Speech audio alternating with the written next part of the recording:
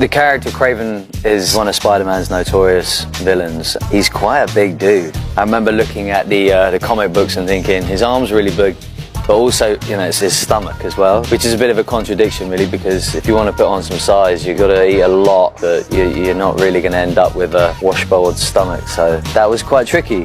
But I did train really hard, spent, you know, a good 6 months training really hard to put on size, so I had that kind of physicality for this character. Also, the action side of things is really agile, so, you know, I really wanted to show his movement. His technical sort of skill set is that he tracks and hunts down his prey, so, you know, that's really important. Taylor Johnson has finally addressed the disastrous outcome of Kraven the Hunter, and it's not hard to understand why the movie flopped.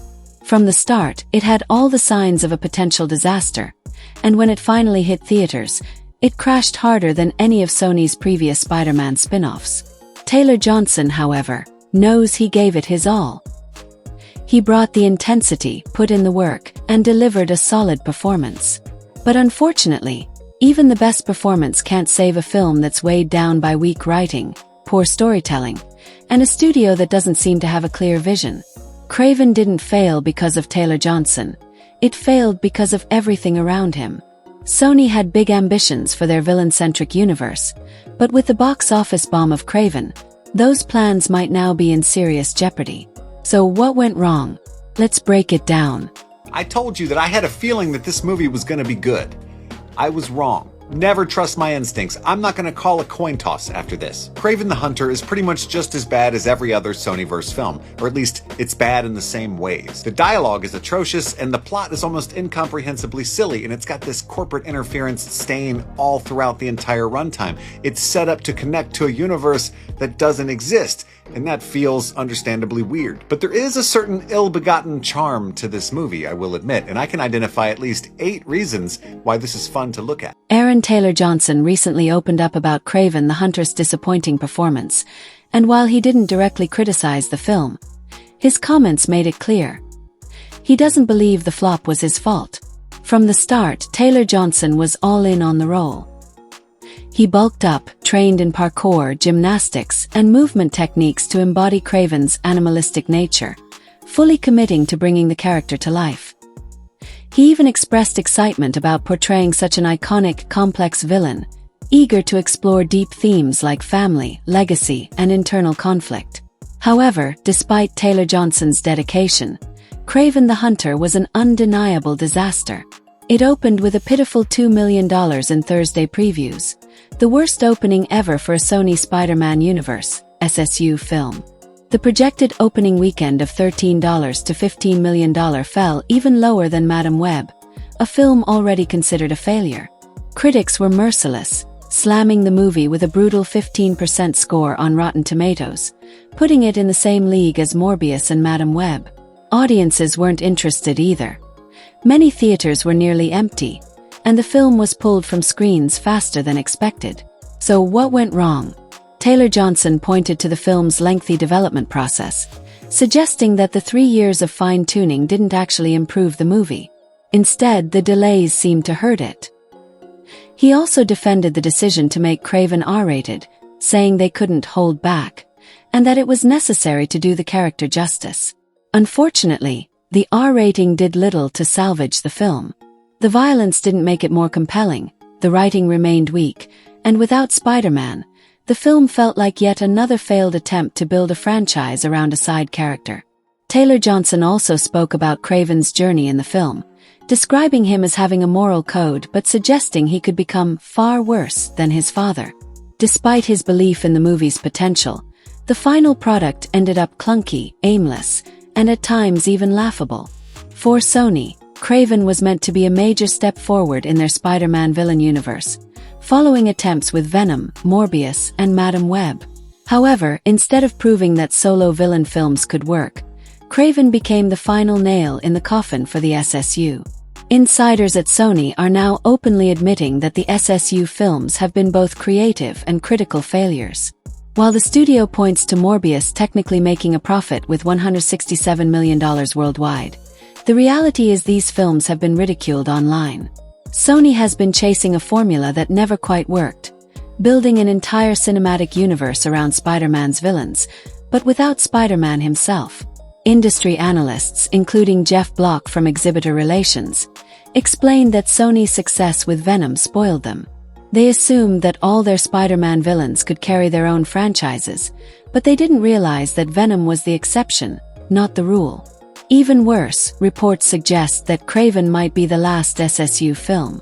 One talent agent confirmed that the studio has developed everything they wanted for now, and that the next big focus is the next Spider-Man film. Another Sony insider put it bluntly: the movies just aren't good. While Taylor Johnson has yet to publicly criticize Kraven, his comments suggest frustration. He worked hard, trained extensively, and gave everything to the role, but in the end it didn't matter. Like Morbius and Madame Web before it, Kraven was doomed from the start. Sony executives maintain their commitment to the Spider-Man universe, but there are growing rumors that the studio might finally introduce Spider-Man into these films, potentially with a new actor. Analyst Jeff Block even speculated that Sony could hire a different Spider-Man, though at this point, it might be too little too late. Guys, war is over. Sony's Spider-Man villain spin-off universe is officially dead. This came from The Wrap, and it looks like Kraven the Hunter, which I forgot comes out this week, will be the final film in this universe for now. Sony learned the hard way when their movies flopped, and they hosted a surprise Kraven event at CCXP, and no one showed up. Sony right now is committed to only Spider-Man 4, Spider-Man Beyond the Spider-Verse, and Spider-Noir, the upcoming TV show on Amazon. I speak for all of us when I say no one, and I mean no one, wanted this universe. The Venom movies were the only exception, but we want only Spider-Man projects. Now then again, this is Sony we're talking about. Once it's time to renew the Spider-Man IP, they're gonna want to make more spin-offs to keep it. But right now, they're purely focused on only Spider-Man projects, so we should be good for now. El Muerto and Hypno Hustler are probably dead, and we'll probably never see Null again, which does suck, but it's for the greater good. Without sacrifice, there can be no victory. Aaron Taylor Johnson wasn't the problem. J.C. Shander, the film's director, wasn't the problem either. The real issue with Kraven the Hunter was something no amount of talent could fix: a terrible script. Sony made a fatal mistake before cameras even started rolling by bringing back the same writers who were responsible for Morbius and Madame Web, two of the most widely ridiculed superhero films in recent memory. Instead of learning from past failures, Sony doubled down, hiring the same creative team that had already proven they couldn't craft compelling stories. The result: another messy, uninspired film with no clear sense of direction. Taylor Johnson, who spent years preparing for the role, poured his heart into making Kraven a fully realized character. He trained, studied movement, and embraced the emotional depth of the story. But none of that mattered because the foundation of the movie, the script, was beyond saving. In interviews, he spoke about the texture and complexity of Kraven's character, but audiences never got to see that depth because the film's writing was lazy, rushed, and riddled with nonsensical plot points. One of the biggest issues was the lack of a clear identity. Was Kraven the Hunter meant to be a dark, serious character study? An over-the-top action flick? A supernatural thriller? The movie couldn't decide. Taylor Johnson even mentioned that the R rating was supposed to give the film gritty realism, but instead, the violence felt excessive and pointless, failing to add any weight to the story. Sony's script problems went beyond bad dialogue and inconsistent tone. The fundamental elements of storytelling were flawed. The pacing dragged without purpose, characters had unclear motivations, and the entire film felt like a first draft that should have been rewritten multiple times before filming even began. There was no central vision guiding the project, just a hodgepodge of ideas thrown together in the hopes that something would stick. Ultimately, the film's failure came down to the fact that no matter how much effort Taylor Johnson put in, or how skilled the director might have been, the script was simply not up to the task of bringing the character and story to life in a meaningful way. Based on the posters alone, you put in the work. Yes, ma'am. What went into this transformation? Everything, I think when you try and take on a role like this and a Marvel comic book character, there's a responsibility there and a duty to deliver. I'm not a stranger to Marvel movies. I know the community, I know the fan base. We want to be able to deliver that, so I had to put on some muscle and kind of look the part, but more than that, give this character real layer and depth and This is really the origin story. You really get a sense of who this villain is and really empathize with him on his journey, and that's our intention. We want to take you somewhere. Come see Kraven. It's not going to disappoint. I promise you that, guys. It's yourself moment of like, oh my god, aren't we so lucky that we got to be here and still be here doing what we love doing, but funny that we're in two different sort of universes doing it. And to be honest, I have a huge admiration to what he was able to do with his character, with some things that I think were fantastic and worked really well for that character. It's interesting to kind of have that, you know, and I think when you're a comic book character that has this sort of attachment to Magneto and all that, House of M, there's a different, you know, you can have these different connections, so that's kind of cool. This is not so bad. Thank you. It's always awesome to hear that fans love the portrayal of Quicksilver. As for the action figure, I have seen them. It's always surreal and humbling to see a character you brought to life turned into a collectible. It's a strange feeling, but definitely a cool one. Have you ever picked up a Quicksilver action figure? No, I haven't. No, man, that's dope. Can I have this one as well? Absolutely. Can I have Lizzie Olsen as well? Wow, the likeness is insane. I don't understand. I mean, more for her than it is for me. I don't know who that guy is, but honestly, it's one of those things where you kind of go, you know, when someone makes a figurine, doll figurine of a character you play, it's kind of mind-blowing, you know? It is very overwhelming. The highs and the lows, it's almost they neutralize each other out because it's such a high that you kind of don't know where to go. So sometimes you're constantly just kind of never taking them for granted, you know, by any means, but it's wild. Yeah, Lizzie Olsen, phenomenal actor, absolute star, and a wonderful person, wonderful human being, and I'm not just saying that, she's really lovely. You good? Yeah. I was very fortunate. We play husband and wife in Godzilla, and we play brother and sister in Avengers, and I don't know why she didn't resurrect me, though. There's a solution to every problem. The stunts. That's definitely one of the most exciting parts of playing Kraven. Without giving too much away, fans can definitely expect more of the high-intensity action they saw in the trailer. Think brutal combat, daring leaps, and some seriously wild moments. I trained for a lot of it, from parkour to stunt work, and worked closely with the team to make sure it felt as raw and real as possible. There are a few jaw-dropping sequences that I'm really proud of, but I'll let the audience experience them in the movie. It's all about Kraven's raw, untamed nature, so expect some unpredictable, intense action. Is there a specific stunt or moment from the trailer that caught your eye? Yeah, there's a whole bunch of Kraven iconic moments from the comic book, you know, one of which is like his sort of jump through the air and throwing the spear. We have a couple moments like that, which are ideally, you know, you see that moment and you go, that's a Kraven signature, a signature Kraven move, you know. The weapons in which he uses are objects that he can just grab right there and then. Some involve, you know, like animal teeth or horns or whatever has been hanging around. I loved kind of taking the element of this character that you would see in his habitat in the sort of, in the wild, in the forest, running through trees, and taking that guy and then sticking in an urban environment like the city, like London, and so we wanted this kind of barefoot running across like... You're absolutely right. One of the fundamental issues with Kraven the Hunter was the lack of clear stakes, which ultimately made the character, and the entire film, feel hollow. Powerful characters need weaknesses to make them relatable and interesting. Without limits, there's no tension, and without tension, there's no emotional investment in their journey. Kraven's powers, which come from drinking a magic potion after being attacked by a lion, are never clearly defined. He has the strength of a lion, the speed of a cheetah, and the vision of an eagle. But what does that actually mean for him in terms of vulnerability? Can bullets hurt him? Can he survive extreme falls or injuries? None of that is explained, leaving Kraven feeling invincible in a way that makes him hard to care about. Taylor Johnson did his best to bring a primal, animalistic energy to the character, training extensively in movement and fight choreography to make Kraven feel unique. But no matter how well he performed the stunts, without stakes or consequences, the action sequences became meaningless.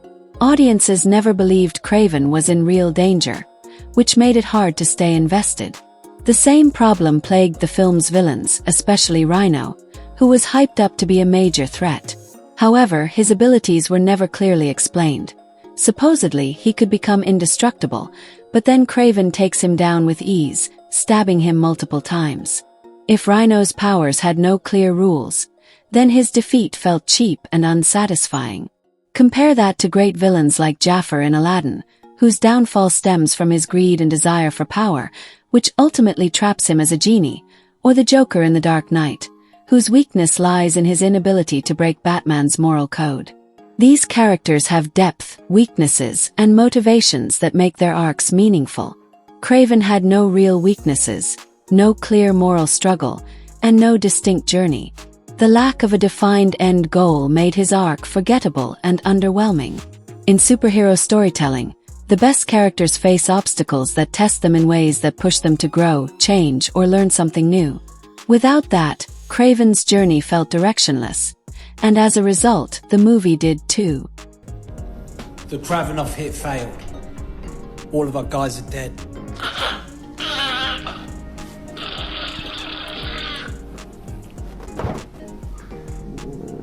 Well,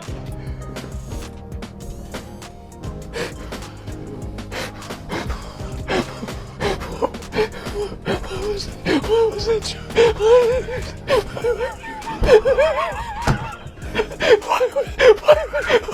Why is that in the movie? Why is that in the movie? Why? No!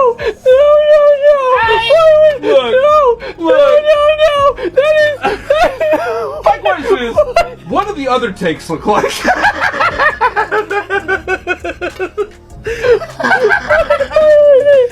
would you make that choice? Why would you make that choice? Oh my god! Oh my god!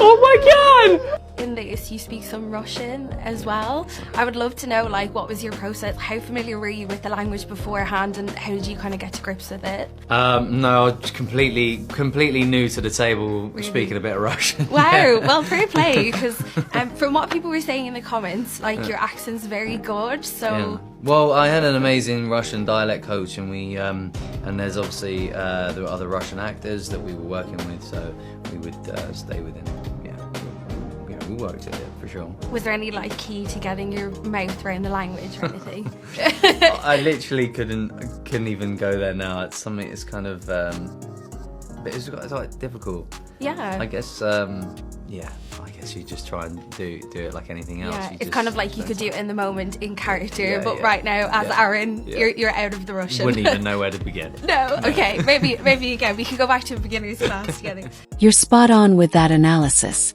A good story needs a clear objective, a reason for the hero to strive toward something. Kraven the Hunter completely missed that mark, which ultimately made the movie feel aimless and disconnected.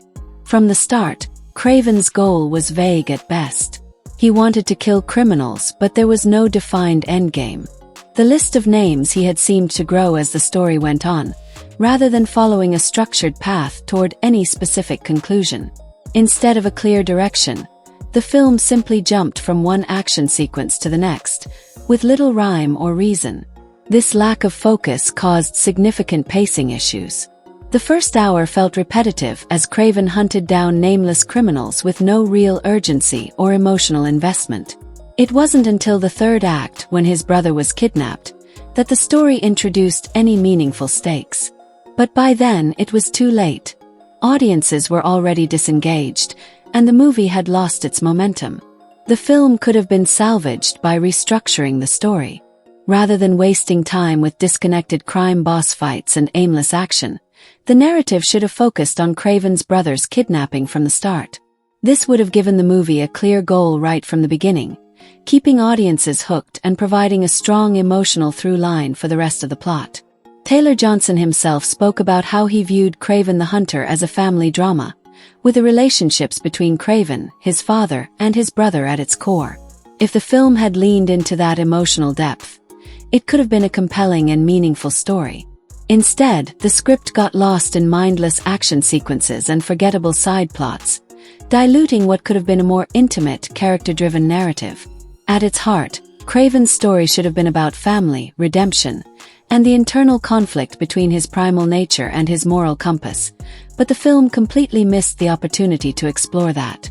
What's the wallpaper on your phone? What's the one where you keep clicking it and what do you call that? Yeah, it's got a rotation of just... So you got a bunch of different photos? Yeah, I got like 50 different photos and it's just my kids. It's not you sitting on the Kraven throne, just a reminder. Just with my haps out. just like, keep looking at that photo like... Yeah, kind of. It's that sort of thing, you know, it was definitely one of the moments when we did that photo shoot. Oh my God. And I trained incredibly hard for that moment. I get it. And they were like, and I remember like my trainer kind of going, dude, lap it up because you are never going to look this good ever again. I was like, it was like, yeah, you'll trust me, you're going to want this when you're 40 and you're going to look like, you know, like, it's like, that's, and I was like, oh shit. And then, and you kind of into me, like, no, I can get here, I can get back here. And no, it was definitely, oh boy, yeah. I am really good at being able to talk about the thing that I'm talking about. So that's been the key, really. Kraven the Hunter is something that we've been working on for the last 3 years, and it's something I'm super proud of and excited to share with the world, because this character we did not hold back. I'm telling you, the action in this dude is insane, and the stunt crew that we had was brilliant, next to none. And Russell Crowe is the best I've seen him, and he is in our movie. You know, it's a Russell Crowe heavyweight in our movie. You know, my first day on any set is always this sort of very there's this humility, right? There's this humble moment of really kind of pinching yourself and kind of feeling like I'm super grateful and lucky to be doing what I'm doing, right? First off, you just is one of those things that I'm so grateful to be able to continue to create different characters, work with great filmmakers, and you know, give some entertainment. I mean, what I learned from doing all those movies was you know, being able to work with fantastic stunt crews and that have this beautiful sort of collaboration, so that when it comes to a movie like this, we really went to town, right? It was a very demanding role to give that physicality and that kind of discipline, and so I wanted to make it feel as raw and as authentic and gritty as possible, and that's what you get in this movie. You've perfectly captured the core issues with Kraven the Hunter, and it's clear that the underdeveloped elements and poor world building played a huge role in its downfall. Instead of crafting a focused, engaging origin story, the film overwhelmed audiences with random supernatural elements that weren't properly explained. Kraven's powers came from a magic potion, but the backstory was vague. Who was the grandmother who gave him the potion? Where did it come from?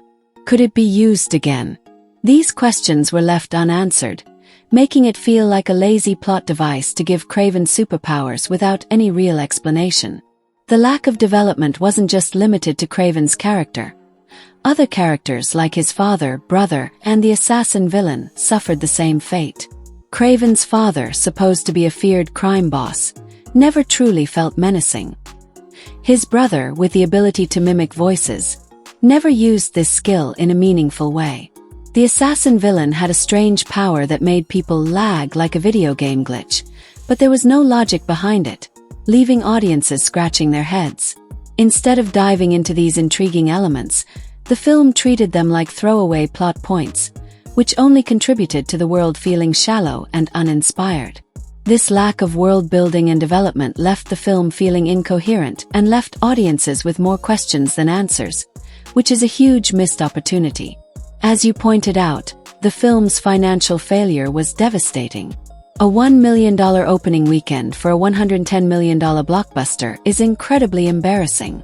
Kraven the Hunter quickly became a meme, with fans mocking everything from its CGI to the cringe-worthy Kraven for the Hunt catchphrase. Sony's attempt to build a Spider-Man villain universe has now collapsed, with Morbius, Madam Web, and Kraven all proving to be major misfires.